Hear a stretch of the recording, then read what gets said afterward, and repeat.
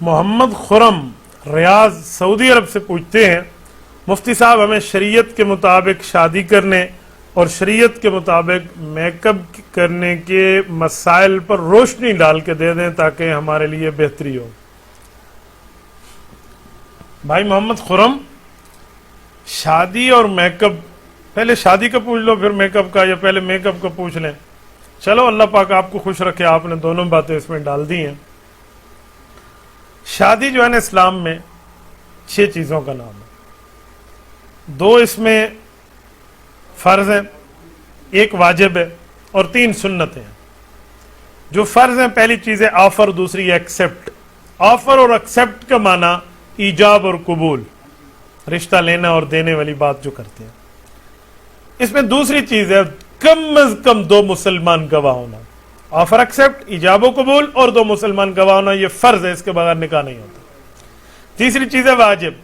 واجب کا معنی یہ ہے حق مہر واجب ہے، جو حق مہر طے ہو گیا وہ آپ نے حق مہر دینا ہے۔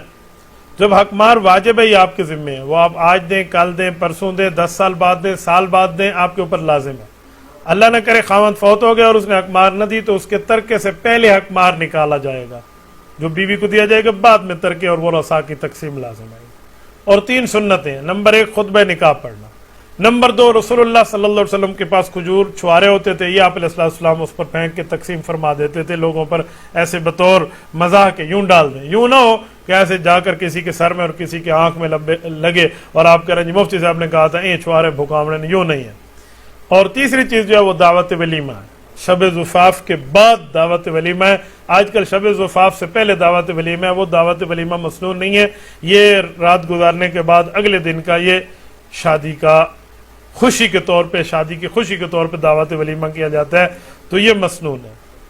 اس کے ساتھ جو میک اپ کے مسائل ہیں نا، تو میک اپ کے مسائل پر یہ بات ذہن میں رکھیں کہ میک اپ کی بعض صورتیں جائز ہیں، بعض ناجائز ہیں، حرام کے درجے تک ہے، وہ کفار کے معاملات میں ہمارے اندر آئی ہوئی ہیں۔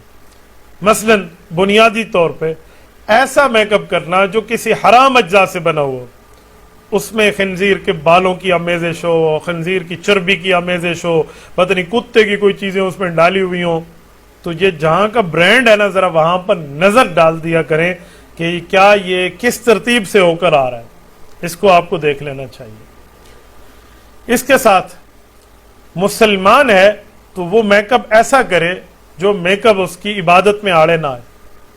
آپ نے میک اپ تو کر لیا اور اب 2000 کا میک اپ آپ نے منہ دے ہوتے تھپوا کے دیا، تو اس کے بعد آپ نے وضو تو کرنا نہیں ہے، نمازیں چلی گئیں، تو یہ فائدہ اس میک اپ کا۔ اچھا آپ نے میک اپ کیا تو پھر باوضو رہنا بھی سیکھے۔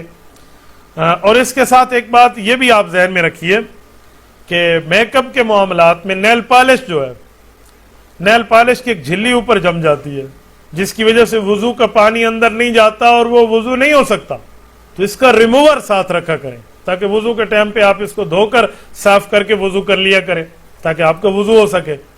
یا ان دنوں میں عورت نیل پالش استعمال کرے جن دنوں میں اس نے نماز نہیں پڑھنی، مخصوص ایام اس کے ڈیز آف دا مینسز چل رہے ہیں، تو ایام حیض میں ہی کر سکتی ہے اس نے، کہ نماز تو ہے نہیں سے، تو خصوصی پیکج ملا ہوا ہے اللہ رب العزت کی طرف، قانون کی طرف سے۔ عام حالات میں ایسا نہیں ہونا چاہیے۔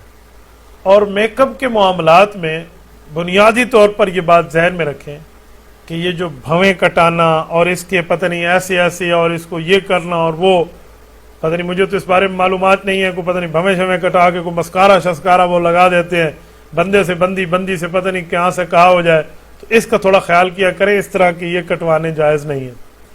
میں ایک اخبار میں پڑھ رہا تھا کہ صبح ایک خاتون خانہ گئی اور جا کر کہہ آئی کہ ایک کیک بنا لیں اتنے کلو کا، اتنے پاؤنڈ کا، یہ سالگرہ ہے۔ انہوں نے کہا جی ٹھیک ہے، تو اس نے آرڈر لکھ لیا ہے، وہ خاتون گئی، شام کو گئی ہے تو میک اپ وغیرہ حسابم کتابم کے ساتھ گئی ہے، تو دکاندار کو کہا کہ وہ کیک ہمارا موجود ہوگا ذرا وہ اٹھا دیں۔ دکاندار نے کہا جی صبح آپ کی امی جان آئی تھی اور وہ آرڈر دے گئی تھی، حالانکہ ہے یہی۔ تو میک اپ میں اس طرح کا بھی گزارا کیا کریں۔ بعض اوقات میک اپ اتنا کر کے عورتیں چلی جائیں نا، اور وہ میک اپ اگر شادی میں بارش کے اوپر اتر جائے تو بچے گود سے چھلانگ لگا کر بھاگ جائیں گے، بھئی ہماری امی کہاں ہیں۔ تو اس طرح کے میک اپ سے بچیں، باقی جو جائز حد تک میک اپ ہے آپ اس کو کریں، آپ کو شریعت کبھی نہیں روکتی۔ تبارك الذي نزل الفرقان على عبده ليكون للعالمين نذيرا